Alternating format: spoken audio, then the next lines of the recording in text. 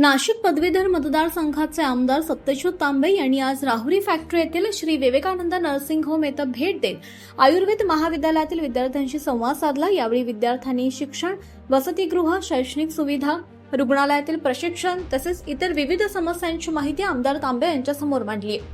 विद्यार्थ्यांच्या अडचणी आणि मागण्या शांतपणे ऐकून घेत आमदार सत्यजित तांबे यांनी संबंधित प्रश्न सोडवण्यासाठी आवश्यक त्या स्तरावर पाठपुरावा करण्याचं आश्वासन दिलंय।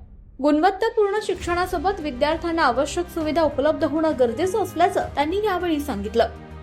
याप्रसंगी डॉक्टर तनपुरे कारखान्याचे संचालक कृष्णा मुसमाडे, आदर्श पतसंस्थेचे व्हाईस चेअरमन आबासाहेब वाळुंज, चारुदत्त पवार, प्राचार्य डॉक्टर अनंतकुमार शेकोकार, उपप्राचार्य doctor Santosh Bangar, deputy medical superintendent doctor Bhagwat Veer, प्राचार्य उर्मिलेश झा, रमेश शेला तसंच महाविद्यालयाचे पदाधिकारी, प्राध्यापक, वैद्यकीय अधिकारी तसंच मोठ्या संख्येनं आयुर्वेद महाविद्यालयातील विद्यार्थी उपस्थित होते।